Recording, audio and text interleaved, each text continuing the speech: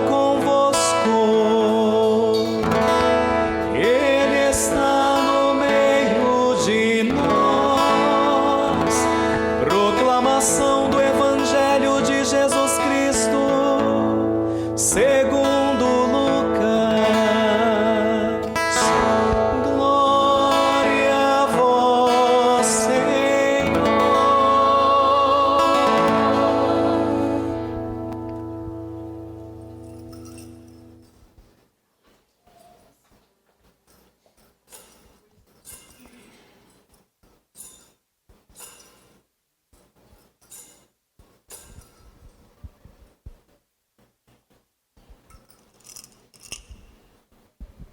Naquele tempo, no 6º mês, o anjo Gabriel foi enviado por Deus a uma cidade da Galileia, chamada Nazaré, a uma virgem prometida em casamento a um homem chamado José. Ele era descendente de Davi e o nome da virgem era Maria. O anjo entrou onde ela estava e disse: Alegra-te, cheia de graça, o Senhor está contigo. Maria ficou perturbada com estas palavras e começou a pensar qual seria o significado da saudação. O anjo então disse-lhe: Não tenhas medo, Maria, porque encontraste graça diante de Deus. Eis que conceberás e darás à luz um filho, a quem porás o nome de Jesus. Ele será grande, será chamado Filho do Altíssimo, e o Senhor Deus lhe dará o trono de seu pai Davi. Ele reinará para sempre sobre os descendentes de Jacó, e o seu reino não terá fim. Maria perguntou ao anjo: Como acontecerá isso, se eu não conheço homem algum? O anjo respondeu: O Espírito virá sobre ti, e o poder do Altíssimo te cobrirá com sua sombra. Por isso, o menino que vai nascer será chamado Santo, Filho de Deus. Também Isabel, tua parenta, concebeu um filho na velhice. Esse já é o 6º mês daquela que era considerada estéril, porque para Deus nada é impossível. Maria então disse: Eis aqui a serva do Senhor, faça-se em mim segundo a tua palavra. E o anjo retirou-se.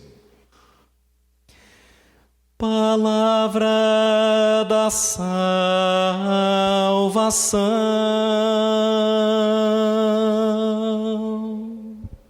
Per evangelica dicta. Amém. Queridos filhos e filhas da igreja, para melhor compreensão desta solenidade belíssima que temos a graça de celebrar mais uma vez, a igreja nos propõe, logo na primeira leitura, um trecho do primeiro livro da Sagrada Escritura, ao qual os estudiosos ou exegetas dão o nome de proto-evangelho. Vejamos bem, a palavra proto, que é uma palavra grega, do grego para o português, quer dizer primeiro. Lembramos lá das aulas de ciência, de química, quando estudávamos os átomos, lembrávamos dos prótons, dos elétrons e dos nêutrons e por aí vai, né? Os prótons são como o quê? A primeira manifestação. Por isso, quando dizemos então proto ou próton, estamos nos referindo àquilo que é primeiro ou aquilo que vem em primeiro lugar. E quando dizemos proto-evangelho, nós estamos dizendo, portanto, de uma primeira boa nova, de uma primeira boa notícia, ou ainda de um germen ou semente do evangelho, milhares de anos antes, pois estamos nos primeiros capítulos, o primeiro livro da Bíblia, que é o livro de Gênesis. Gênesis em português quer dizer, aí vem a palavra genética, quer dizer, e árvore genealógica quer dizer origens, né? Então, por que se chama proto-evangelho? Porque neste proto-evangelho, que é semente do evangelho, nós vemos a mãe da humanidade inteira segundo a ordem natural ou segundo a carne. Poucas pessoas se atentam ao fato de que o nome Eva em português, no original é Havá.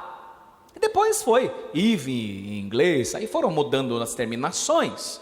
Mas Havá quer dizer mãe de todos os viventes. E é por isso que a última linha da primeira leitura diz assim: ela foi chamada Eva. Por quê? Porque ela é a mãe de todos o quê? Os viventes. Então veja bem, nesse proto-evangelho, nós vemos a mãe da humanidade inteira, segundo a ordem natural, segundo a carne, e o nome dela é? Como é o nome dela? Eva. E no evangelho da missa de hoje, que acabáramos de ouvir, já milênios e milênios de anos depois, nós vemos a nova mãe da humanidade inteira, mas não mais segundo a ordem natural, mas não mais segundo a carne. Ela é a mãe de todos os viventes segundo a ordem da graça. E a ela o anjo Gabriel se refere não como Eva, a ela o anjo Gabriel se refere como a ave, a cheia de graça. Então, católicos de plantão, não se esqueçam, a primeira Eva é a mãe de todos os viventes, ou seja, da humanidade inteira, mas segundo a carne, segundo a ordem natural. A segunda ave é a mãe também de toda a humanidade inteira, mas misticamente, segundo a ordem da graça, de forma sobrenatural. É bom que a gente saiba essas coisas, para não fazer confusão, né? E a segunda, agora quero ver quem acerta, porque esse texto de Gênesis a gente estuda na catequese, quando a gente é criancinha, né? A tia da catequese ou o tio da catequese falava para a gente escutou, mas não sei se a gente sacou. Por isso eu quero fazer um teste de memória com vocês. Reparem que quando Deus criou o paraíso do Éden, que significa jardim das delícias, reparem que Deus colocou muita árvore lá, por isso que chama jardim ou bosque, né? Então, supostamente tinha jabuticabeira, tinha goiabeira, tinha mangueira, tinha pitangueira, tinha várias frutas e tinha várias árvores. Mas reparem que as árvores não tinham nome. Só em 2 árvores Deus botou nome. Alguém se lembra aqui quais eram os nomes das únicas 2 árvores que têm nome em Gênesis? Vocês foram na catequese? Então, uma é mais conhecida. Ontem falaram assim para mim, é da maçã, né? Leia a Bíblia, você nunca vai encontrar a palavra maçã em Gênesis. Pode ver. Botaram a maçã, mas não tem maçã na Bíblia. Pode procurar. Se você encontrar, eu te pago 100 lão. Não sei quem que inventou a maçã. Porque se fala lá de fruto proibido, mas não tem a palavra maçã na Bíblia. Pode procurar, te desafio. Pois bem, mas tudo bem. Apenas 2 árvores têm nome. Uma é bem famosa. Foi por causa dessa bendita não, mardita. E vou explicar por que é mardita. E é mardita mesmo. Foi por causa dessa maldita árvore que a gente se lascou. Que é a primeira, a árvore do conhecimento do bem e do mal. Já esqueceram? A Eva comeu dessa, e é por isso que tudo se lascou. Essa árvore é maldita. Agora tem uma outra árvore que a turma esqueceu. Deus trancou o paraíso e a árvore ficou lá. Deus nem destruiu a árvore, claro que não. A árvore está lá. E a Eva e o Adão não comeram dela. Que árvore é essa? Está na Bíblia. Escutei desse canto, cadê? Quem falou? Você, Júnior? Você? Ah, muito bem, muito bem. A árvore que ninguém comeu chama-se árvore da vida. Ah, tá lá. Só 2 árvores têm nome, tá vendo? Se hoje fosse o show de 1 milhão, vocês tinham perdido. Agora, vejam bem, que interessante. Agora, os anjos fecharam o paraíso com 2 espadas, não foi? E a árvore da vida, o que aconteceu com ela? Continuou no paraíso. Agora veja só, quando a Eva prefere se alimentar da árvore do conhecimento do bem e do mal, por que isso foi uma ofensa grave para Deus? Não é porque mordeu uma maçã, porque mordeu a romã, porque comeu a banana, não. Isso ofendeu a Deus profundamente, porque na hora que ela quis comer, se alimentar da árvore, do conhecimento do bem e do mal, com a atitude dela, ela quis dizer, não é mais Deus que determina na minha vida o que é certo ou errado, não é Deus quem vai falar para mim o que é bom e o que é mal, quem vai mandar na minha vida agora, sou eu, quem vai mandar na vida do Adão agora, sou eu, né? E o Adão pensou, quem vai mandar na Eva agora, sou eu. Até hoje é assim, é marido mandando a mulher mandando no marido, não é assim? Então veja bem, quando eles comeram do fruto do conhecimento do bem e do mal, eles ofenderam a Deus, falando assim, a gente não precisa do Senhor, nós sabemos o que é certo e o que é errado, nada de mandamento, que negócio é esse? Quanto tempo se passou? E o mundo ainda faz a mesma coisa. Que igreja vai falar o que é certo, quer? Que escutar o papo quer? Vou fazer o que me dá na telha. Por isso ofendeu a Deus quando a Eva escolheu esse fruto. Bobinha, devia ter escolhido a árvore da vida, né? Escolheu a árvore errada. Agora, de qual árvore Maria Santíssima decidiu se alimentar? Maria fez a coisa certa. A ave fez a coisa certa. Nossa Senhora, desde que se entendia por gente, se alimentava da árvore da vida. Ela escolheu o fruto certo. E agora eu vou fazer uma pergunta que é bem fácil de responder. Pelo menos ontem, na mesa do meio-dia, todo mundo acertou. Vamos ver aqui. Pergunta fácil. O que a Eva fez? Hoje o padre tá que tá. Show do milhão católico. O que a Eva fez logo após ela ter comido o fruto proibido? Logo depois, em seguida, tá lá.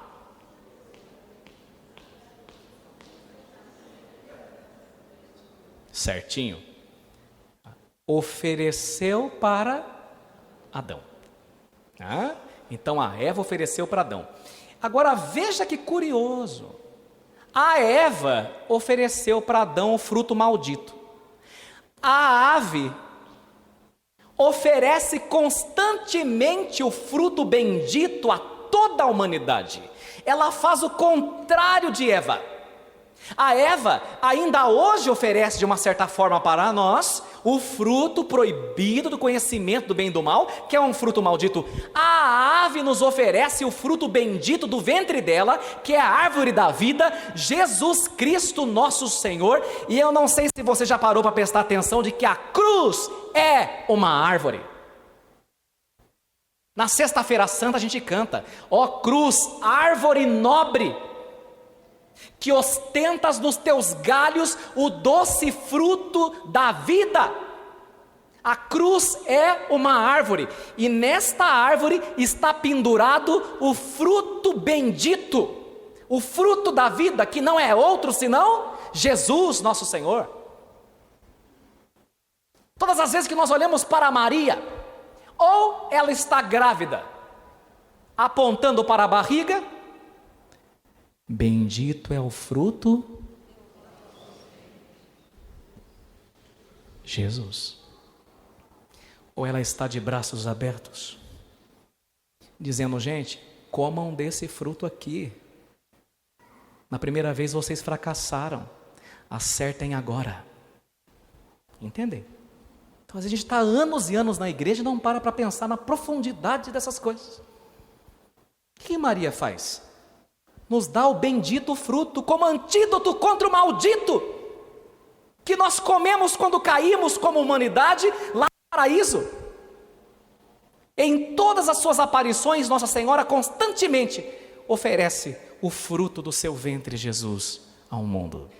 E é por isso que ela é escolhida desde toda a eternidade para o plano de salvação de Deus. E, amados, nós precisamos entender uma coisa também para a gente ser católico bem informado. Todos nós, quando nós nascemos, nós trazemos conosco a ferida, viu?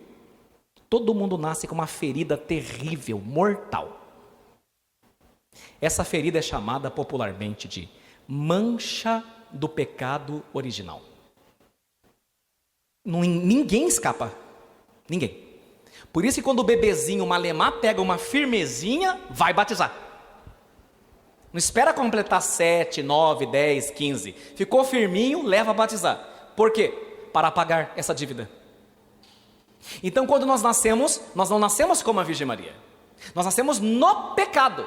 Você duvida? Salmo 50. E pecador já minha mãe me concebeu. Todo mundo nasce endividado. Agora veja, presta atenção. Você nasce com a ferida mortal do pecado para ser levado para o cativeiro. E o cativeiro aqui significa, metaforicamente, para você entender, a condenação. Quando você é levado por um sequestrador para o cativeiro, você tem que pagar o resgate. O resgate já foi pago por nosso Senhor Jesus Cristo na Santa Cruz. O valor do resgate foi depositado na tua conta, mas você precisa sacar. E como é que você saca o resgate? Batizando.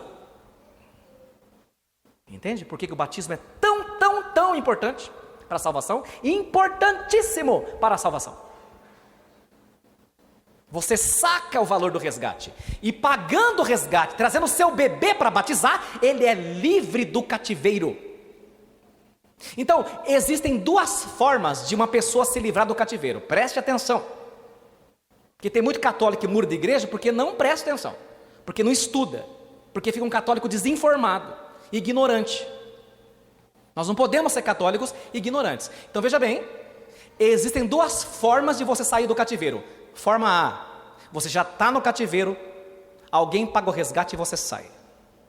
Forma B, você ainda não chegou no cativeiro, você não foi conduzido ao cativeiro, e alguém paga com antecedência o seu resgate. Este é o caso da Virgem Maria. Mesmo antes dela ser levada ao cativeiro, Jesus Cristo, desde toda a eternidade, já pagou o seu resgate. Foi como se houvesse um outro façamos lá no paraíso. Lembra quando Deus falou assim, façamos o homem a nossa imagem e semelhança? Tem um façamos secreto no paraíso, ou melhor, no seio da Santíssima Trindade. E qual que é o façamos secreto? Desde toda a eternidade. Na Santíssima Trindade disse, e mais precisamente o verbo Jesus Cristo, façamos com que ela nasça sem pecado, em previsão do sangue que eu vou derramar para salvar a humanidade. E assim se fez. O resgate foi pago com antecedência, e nem no cativeiro Nossa Senhora chegou. Mas esse não é o seu caso, nem o meu caso. Por isso nós precisamos ser batizados. Se você não é ainda, corre atrás. Agora, finalização. Nunca, jamais em toda a história se ouviu dizer que alguém pode escolher a sua mãe. Já viu falar disso? Alguém escolheu? Não. Ninguém. Mas Deus foi o único que pôde escolher a dele. Que coisa. Deus escolheu a sua mãe, e a dedo, porque Ele queria que o filho dele nascesse e morasse, habitasse numa habitação digna, na habitação e na morada mais digna que Ele pôde preparar. essa morada, a habitação mais digna para Jesus Cristo é Maria Santíssima. Então veja bem, nunca se ouviu dizer que alguém pôde escolher a sua própria mãe. Só Jesus. E desde toda a eternidade. Tudo isso é muito bonito, fiquei tocado, aprendi coisas novas hoje na missa, que legal. Mas como é que isso impacta a tua vida? Não adianta o padre falar tudo isso que ele falou e você não aplicar agora na sua vida. E não é aplicar na sua semana não, aplicar no resto da sua vida. Então vamos aplicar. E qual é a aplicação? Ainda hoje continua a haver duas opções.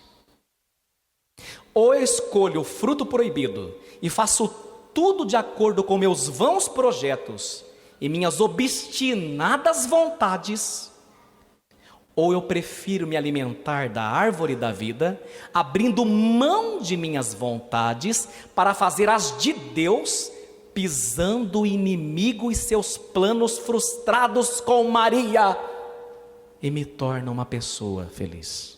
Você tem duas opções, não tem terceira, é só duas. Notemos que São José e Nossa Senhora já tinham um plano. A palavra diz claramente que ela estava prometida em casamento. Você acabou de ouvir, a um homem chamado José. Mas não hesitaram em abrir mão de seus modestos sonhos para viverem os fabulosos sonhos divinos. O que aprendemos disso?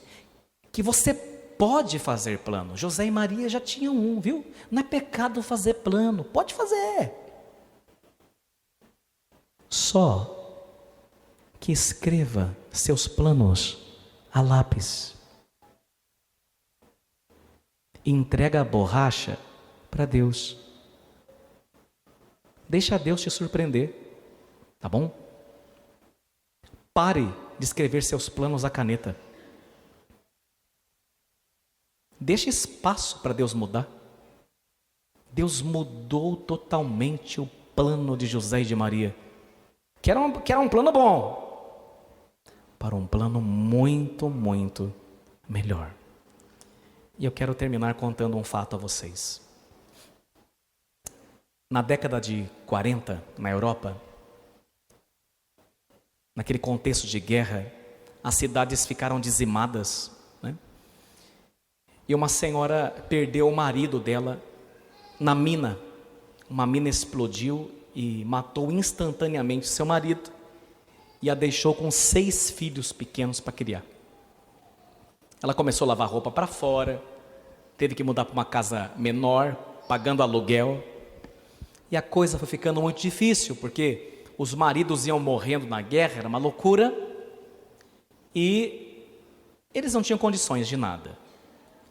E aí ela era uma pessoa muito temente a Deus. Ela acreditava que Deus não ia deixá-los na mão jamais. E ela não duvidava em nenhum momento. Mas, como os empregos foram diminuindo, as pessoas não contratavam mais ela para limpar a casa, porque não tinha condição. Ela não tinha mais demanda de roupa para lavar. E aí foi começando a faltar as coisas, mas Deus sempre dava um jeito. E quando chegou o final do primeiro mês, ela não tinha o dinheiro do aluguel. A dona da casa foi perguntar o que estava acontecendo, ela explicou. A dona da casa falou, não tem problema, o outro mês a gente acerta, fica mais um. Ela se ajoelhou, pediu para Deus, mas com uma fé. Ou que aparecesse um serviço, ou que alguém desse um dinheiro, mas ela acreditava. Chegou o segundo mês, nada. A mulher falou para ela, olha, a gente também está com dificuldade. Sem o dinheiro do aluguel a gente não vai conseguir também. Então, olha, é só mais um mês. Depois do terceiro mês, lamento, não tem como. Ela falou, não, Deus nunca me deixou na mão. Sou uma pessoa de oração, pode deixar. No terceiro mês ela ali rezando. Chegou o terceiro mês, nada. Aí ela começou a ficar meio preocupada, né? A dona da casa chegou nela e falou, olha, fulana, não dá, né? Nós também vivemos disso, nós também estamos precisando. Todo mundo aqui no nosso vilarejo, nossa cidade está sofrendo.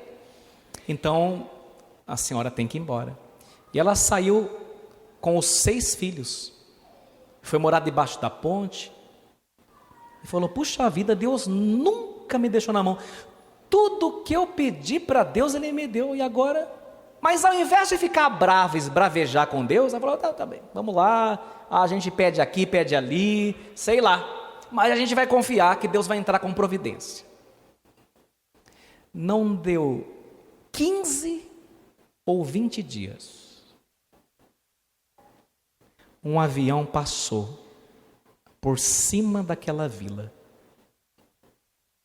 jogou uma bomba,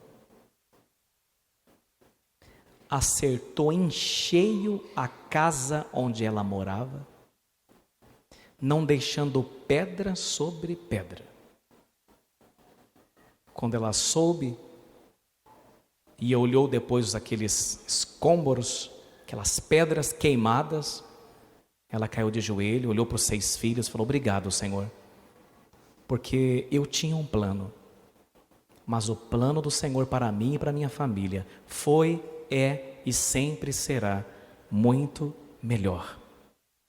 Meus amados, é preciso aprender com Nossa Senhora e São José a escrever os nossos planos a lápis e darmos a borracha para Deus mudar a hora que Ele bem quiser, porque se a gente vê bem, Deus vê muito melhor. Finalização. O Evangelho diz que Maria ficou perturbada, né? Ela é um ser humano, está escrito aí. E por que ela ficou perturbada? Porque de princípio, ela não havia entendido o plano, ela não havia entendido a mensagem. Por vezes você também fica perturbado com algumas coisas que te acontecem, não fica? Por vezes eu também fico perturbado, falei: meu Deus, mas como é que vai ser? Nós aprendemos com ela e com São José também. Quando você não entender absolutamente nada, apenas confie, entregue tudo a Ele, se coloca nas mãos dEle, diga com ela hoje: eis aqui também o servo do Senhor, faça-se em mim de acordo com a vossa perfeita e santa vontade, e o mais, Ele certamente o fará. Assim seja em nossas vidas, por intercessão de Maria. Amém.